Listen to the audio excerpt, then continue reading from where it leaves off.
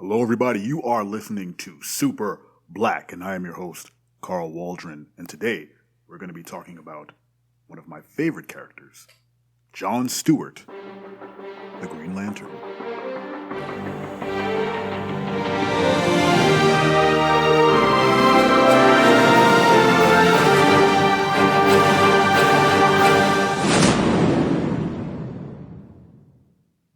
What's up, everyone? I hope you've had a great couple of looks at watch years. It's been quite a long time since we've done a season of this show, but I've felt compelled to hop back in the saddle, and start recording new episodes for Super Black. It is definitely a passion project of mine. I do it out of the love of the game. I do it for representation. I do it because I love learning about new superheroes. But today's episode is one that I've been putting off literally since the first day I thought of making Super Black. John Stewart is an incredibly important superhero to me, mostly because he was one of the first major black superheroes that I saw on screen for any length of time. There was Static, who was the first one. We'll have an episode about Static down the line. But John Stewart made his debut in my world in the Justice League animated TV show, where I originally wasn't the biggest Green Lantern fan, so well documented in my house, not out in the world, but I didn't read Green Lantern comics. I had no connection to the Lantern Corp. And outside of, Hal Jordan and my kind of tertiary knowledge of who he was, I had no real interest in the Green Lantern Corps. Cut to the Justice League animated series, where this very stern, strong version of John Stewart was placed as, the head of one of the, major founders of the Justice League and the head of the group. So much so that in Justice League Unlimited, the second version or second season, I can't remember, I think it was second season of the show, he was basically the commander. He would organize teams to go out. He would, go out on missions with people. He was the evaluator. He was the drill sergeant, which is fitting because in the canon of the Green Lanterns, John Stewart is a former U.S. military officer, and he was recruited by the Guardians, who are the ones who created the Green Lantern Corps. They're a bunch of little blue alien dudes in long robes. They recruited John Stewart to be a backup to Hal Jordan. Apparently, Guy Gardner, a very polarizing Green Lantern, was severely injured, so they brought on John Stewart to kind of play second fiddle to Hal Jordan, honestly. And over the years, he grew in favor in the comic book world to the point where, again, they elevated John Stewart and not Hal Jordan as the animated version of the Green Lantern for, what is it? I can't remember the name of the sector that he's from. Sector 2814. That's where Earth lies, in sort of where the Green Lantern sectors break up. So I've put off doing John Stewart because I felt, and with most of this season's or this series characters, Storm, we'll be doing an episode about Storm. Like I said, Static, we'll be doing one about Newcastle from Apex Legends. But I put off John Stewart because I felt like it was really big. Bigger than, I don't know why. I just felt like I couldn't do John Stewart justice, or maybe it was me not wanting to misrepresent the character since I hold him in such regard. But I don't know. I felt like, why not? I looked at the catalog of episodes that we've done in the past that I am extremely proud of. And I said, there are a lot of big gaps in the show, and I need to close those gaps, or I won't be satisfied with what Super Black has been doing. So here we are talking about John Stewart, the Green Lantern. I have a fun anecdote about John Stewart as well. So I was at work one day chatting with a former co-worker of mine, a really good friend of mine named Billy, and we got on the subject of Justice League, and I went into full nerd mode. We had a really good conversation, but he said to me that he didn't know any other Green Lantern other than John Stewart. It was his first introduction to the Green Lanterns. He had never seen Hal Jordan. He didn't know of Sinestro. He didn't know of any other, he didn't know of Guy Gardner or Kilowog, any of them. He tuned into Justice League and saw John Stewart and just assumed that he's always been the Green Lantern. And I thought that was a very powerful statement because, I come from, a couple years before him where all I knew was Hal Jordan. I didn't know anything about John Stewart. And the normalcy of him just seeing John Stewart as, to him, the major Green Lantern. And to me, reacting to the fact that John Stewart was a Green Lantern, and just like, oh crap, there's a black Green Lantern. It was a fun, realization for me, because I didn't really put that into context that there's an entire generation that was introduced to the Green Lanterns through John Stewart, which is amazing. And to this day, he's still a prominent member of the Green Lanterns. And, he's still one of the most powerful Green Lanterns there are. His will is strong, He's a U.S. Marine. Powerful. And I still think back to that conversation fondly. And thanks, Billy, for sharing that with me. Now, let's get into a little bit more technical stuff. Let's talk about who the Green Lanterns are. Let's talk about their costume, and let's talk about their powers. Just for anybody who's not aware, not familiar with the Green Lanterns. If you are aware, just listen, and if I get anything wrong, be sure to comment, drop a comment, or hit us up on Twitter and let me know that I did wrong, and I will correct it in the comments, but not in the recording because audio is forever. So the Green Lantern are basically space cops in the DC universe. They patrol the universe and protect it from extraterrestrial threats, mostly other Green Lanterns, as with most superheroes, especially like in the MCU. There's like Iron Man and Ironmonger. It's just an Iron Man and a bigger bad Iron Man that he has to fight. Or Ant-Man and Yellow Jacket. Just another tiny person for him to fight. The Green Lanterns have, over the years, adopted. They've run into numerous other Lantern Corps that are color-based. So there are blue lanterns, there are red lanterns, which are the Rage Lanterns. There are black lanterns, which are the dead necromorph. No, they're not necromorphs. They're just necro. They're just dead. They're reanimated corpses. Zombies. There you go. There's the zombie Lantern Corps. There's the Sinestro Corps, or the Yellow Lanterns, who are based in fear. And then the Green Lanterns are based in will. So Green Lanterns have a powered ring that gets its power from a gigantic green lantern, hence the name, on, I believe it's Io, the planet that they originate from. It pulls energy from that giant lantern source.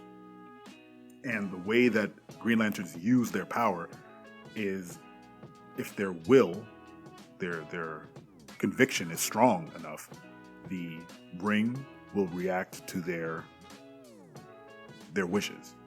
So if let's say John Stewart wants to create a fighter jet, the ring will generate a fighter jet for him. It'll make his wildest dreams come true and formulate it in this giant green facsimile of whatever he's thinking. So he's like, I want a giant Looney Tunes type mallet. A giant green mallet will appear from the ring, and he can use it. It'll become a physical entity. And you can tell who is a Green Lantern because they are wearing a black and green outfit with, in my opinion, one of the best pure logos in the DC universe. The double line with the circle in the middle, Green Lantern logo on the chest. Still, it's the cleanest, simplest, most recognizable logo in the DC universe. And I'm not going to fight anyone on that, but that's just how I feel. So that's kind of an overview of who the Green Lanterns are.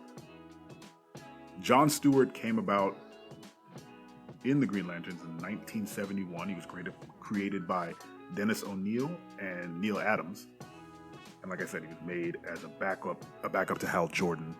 But he didn't get the same shine back in those days as Hal did. These days, John Stewart is more prominent. He's actually just had his own animated film. It's called Green Lantern Beware My Power, and he's voiced by Aldous Hodge, which I think is pretty cool. I haven't been able to watch that that movie. Just haven't had the time yet, but I'm looking forward to doing so, which kind of moves us into where else can you see John Stewart if you were so inclined after this, all over the place conversation we're having.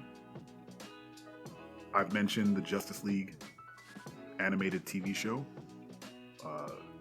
John Stewart is a huge part of that, and he's voiced by everyone's favorite voice actor, Phil LaMarr.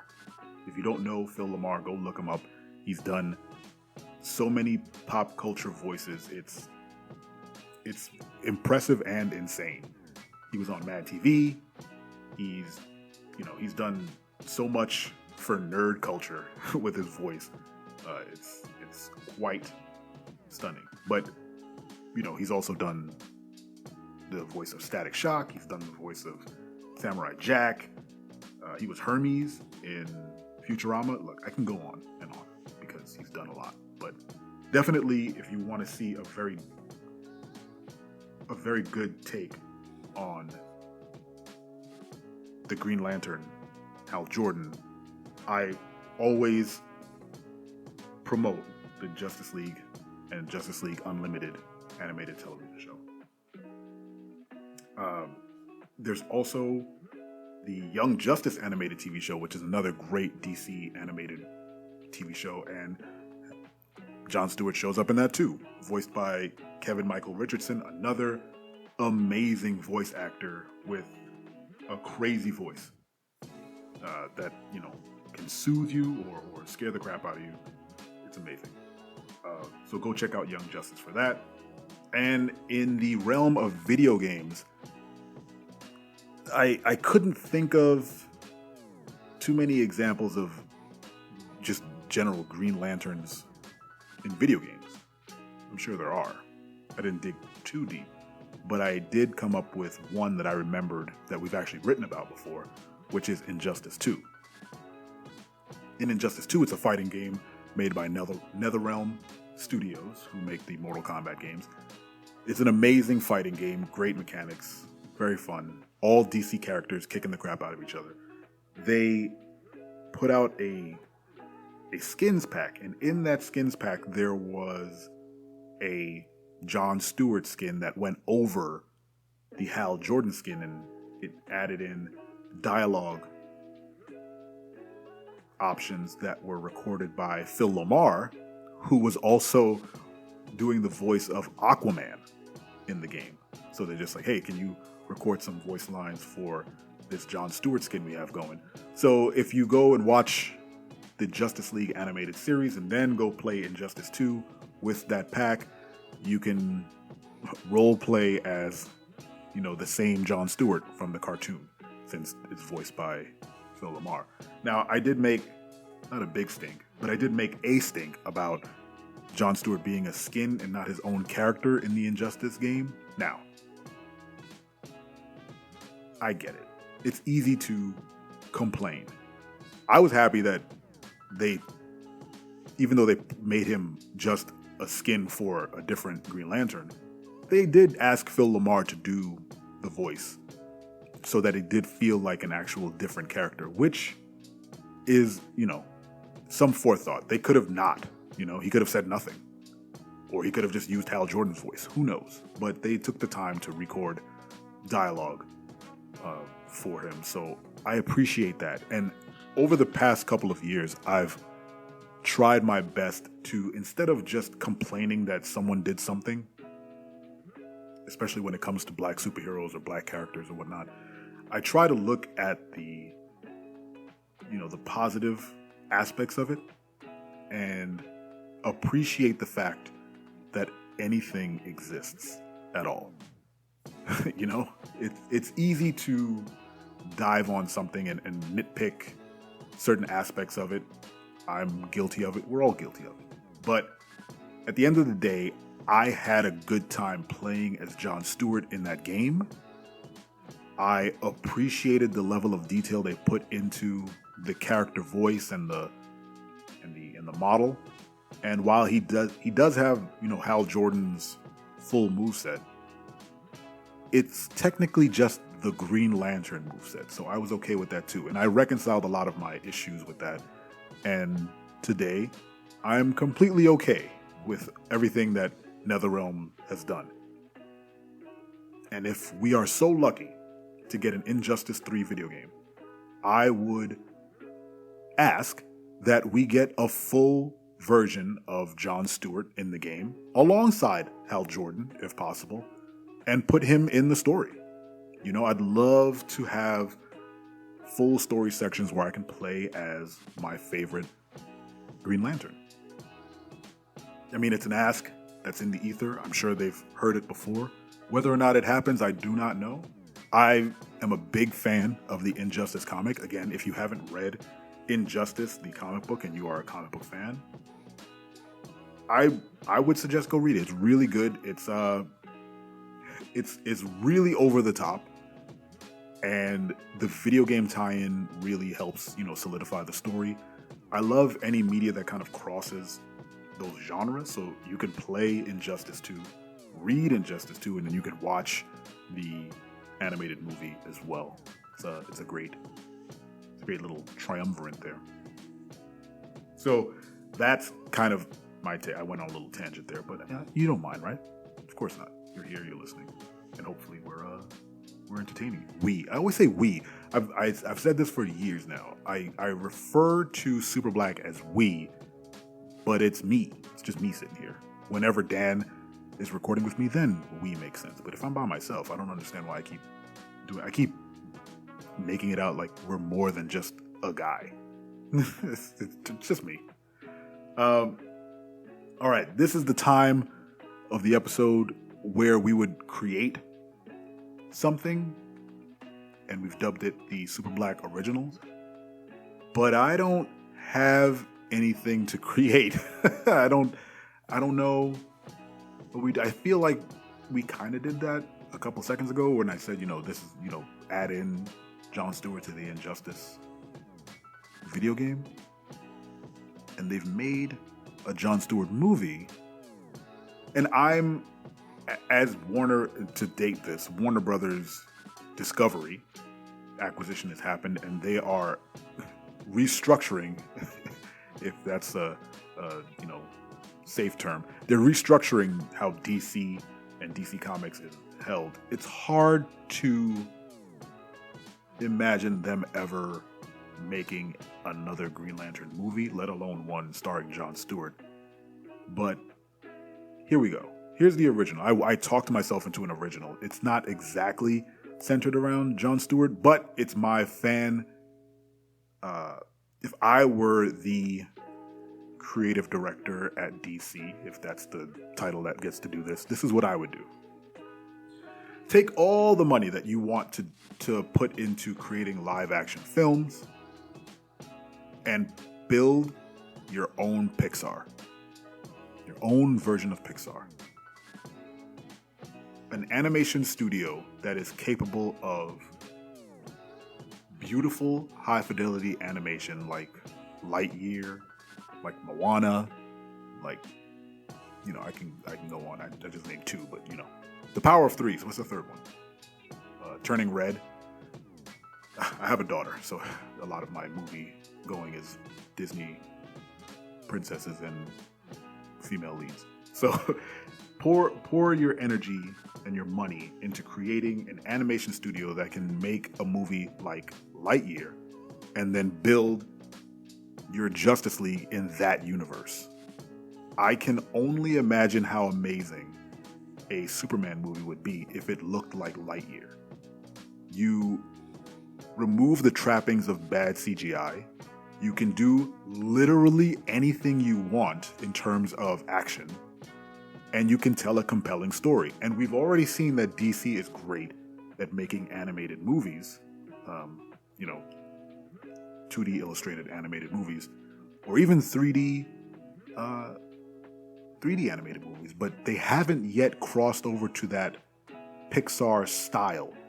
I believe there was, to kind of tie it all back, there was a Green Lantern movie starring Hal Jordan that was in 3D, and it wasn't bad.